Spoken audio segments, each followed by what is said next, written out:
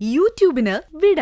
സൂര്യയിലെ എല്ലാ പരമ്പരകളും സംരക്ഷണത്തിന് ശേഷം തികച്ചും സൗജന്യമായി സൺ നെക്സ്റ്റ് ആപ്പ് ഡൗൺലോഡ് ചെയ്യൂ. കണ്ടാസ്വദിക്കാം നിങ്ങളുടെ പ്രിയ പരമ്പരകൾ.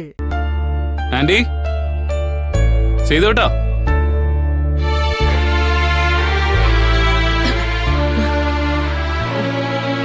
എന്താ മുഖം വല്ലാതിരിക്കുന്ന? എന്താ ചെയ്തോട്ടാ? ഭാനു എന്താ? എന്തെങ്കിലും പ്രശ്നമുണ്ടോ? അതെ ഏട്ടാ. എന്തു പറ്റി? ഭാമേച്ചിയെ കൂട്ടിക്കൊണ്ടുപോവാൻ അഭിയേട്ടൻ വന്നിരുന്നു. എന്നിട്ട് അഭി എവിടെ? അഭിയേട്ടൻ വന്ന ശേഷം വല്യച്ഛനും വല്യമ്മയും പിന്നാലെ വന്നു.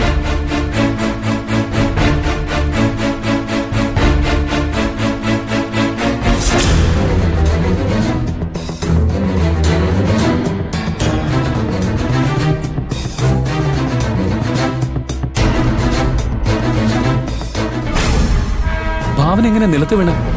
അറിയില്ല ഏട്ടാ. ഭാമേച്ചിയോട് അങ്ങനെയൊക്കെ അമ്പാലികേന്റെ പെരുമാറിയ ഷോക്കിൽ സംഭവിച്ചതാകാനാണ് സാധ്യത. ഭാവന ഇപ്പൊ എന്ത് ചെയ്യുന്നു? ഉറങ്ങ. ഭാവൻ ചേച്ചി മാനസികമായി തകർന്നുപോയി. മറ്റു പ്രശ്നങ്ങളൊന്നുമില്ലല്ലോ? ഇല്ല. ഞങ്ങൾ ഇത്ര നേരം അടുത്തുണ്ടായിരുന്നു. ഞാൻ അവളെ ഒന്ന് കാണട്ടെ. ശരിടാ.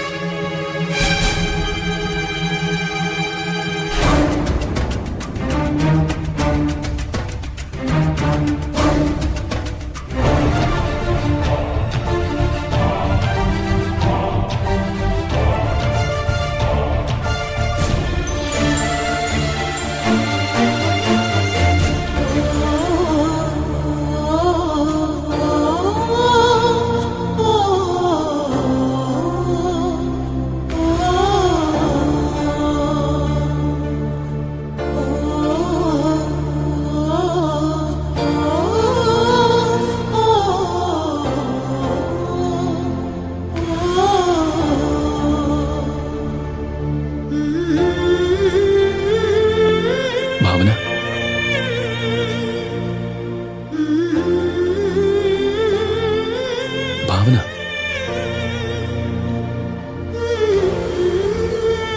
എന്താ ഭാവന? എന്തൊക്കെയാ ഇവിടെ നടക്കുന്നത്? താനെങ്ങനെയാ വീൽ ചെയറിൽ നിന്ന് വീണത്? തനിക്കെന്തെങ്കിലും ബുദ്ധിമുട്ട് തോന്നുന്നുണ്ടോ?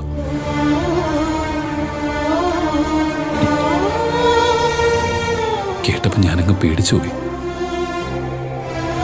ഞാനൊന്ന് വീട് വരെ പോയതാ ഭാവന.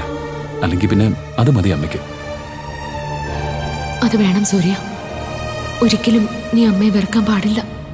എനിക്കറിയാം താൻ എന്തോ എന്നോട് പറയാൻ വരുന്നുണ്ടെന്ന്. നോക്ക്, ഇവിടെ നടന്നതെന്ന് ഓർത്ത് താൻ വിഷമിക്കരുത്. എന്ത് വന്നാലും അതെങ്ങനെ കൈകാര്യം ചെയ്യണമെന്ന് എനിക്കറിയാം. കേട്ടല്ലോ? ഈ അവസ്ഥയിലും തൻ്റെ മനസ്സിനെ കൂടുതൽ തളർത്താൻ നോക്കുന്നവര് തൻ്റെ വല്യച്ഛനും വല്യമ്മയും. അവരെ തിരുത്തിയിട്ടൊന്നും ഒരു കാര്യമില്ല.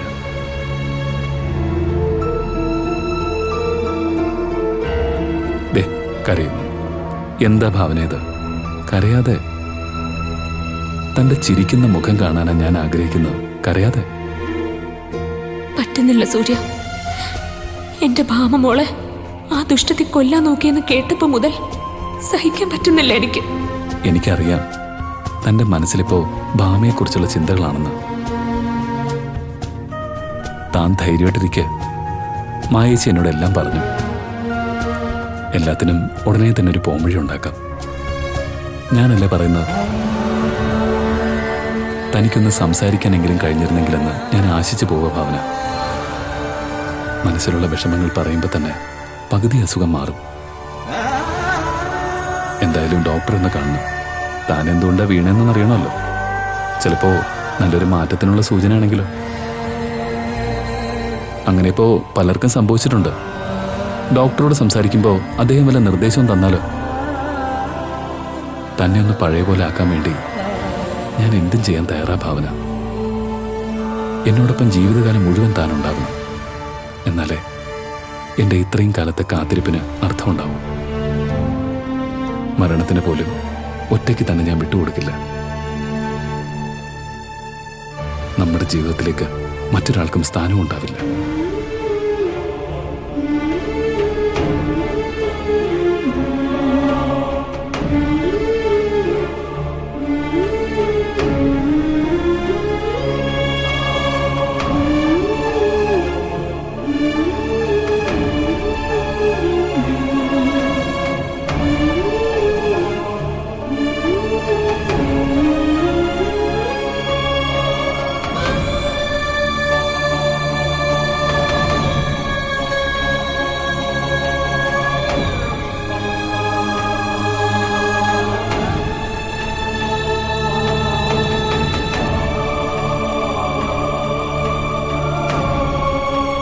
ഇവിടെ ഇപ്പം ഭാവന വീഴ്ചയിരുന്ന് വീഴുന്നത് ആരും കണ്ടിട്ടില്ലെന്നുള്ള ഉറപ്പാണോ?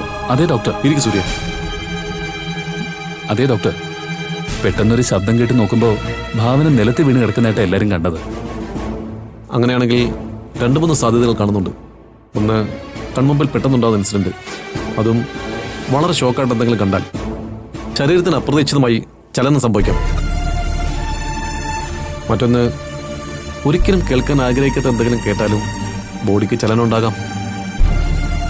ഈ 2 സംഭവങ്ങൾ ഏതുണ്ടായാലും അതൊരു പോസിറ്റീവായ റിസൾട്ടാണ്. പിന്നൊരു ചാൻസ് ഉള്ളത് മറ്റുള്ളവരുടെ അശ്രദ്ധയാണ്.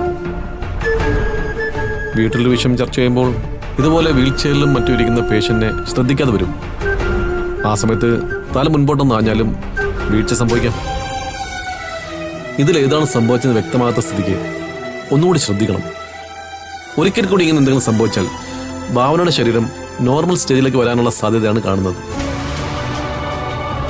എന്തായാലും നല്ലത് മാത്രം ചിന്തിക്കുക. ഇവിടെ ഭാവനയ്ക്ക് സംസാരിക്കാനെങ്കിലും കഴിഞ്ഞിരുന്നെങ്കിൽ ഭാവനയോട് തന്നെ ചോദിക്കാൻ വരുന്നു. അതെ ഡോക്ടർ, അത് ഞാനും ആലോചിച്ചത്. എന്താ സംഭവിച്ചതെന്ന് ഭാവനയോട് ഞാൻ ചോദിച്ചിരുന്നു. പക്ഷേ വ്യക്തമായി ഒന്നും പറയാനൊക്കില്ലല്ലോ. സമാധാനമായിട്ടിരിക്കും സൂര്യ, നമുക്ക് നോക്കാം. എന്തായാലും പ്രകൃതി ചികിത്സയുടെ കാര്യം മറക്കണ്ട. സൂര്യ തന്നെ അന്വേഷിച്ച് നല്ലൊരു സ്ഥലം കണ്ടെത്തുന്നതാണ് നല്ലത്. Okay doctor. എൻ്റെ ഒരു സുഹൃത്തുണ്ട്, അവനിലൂടെ ഞാൻ എന്താ വേണ്ടതെന്ന് ആലോചിച്ചിട്ട് ചെയ്യാം. എന്നാ ഓക്കെ സൂര്യ. വരട്ടെ ഡോക്ടർ. ശരി.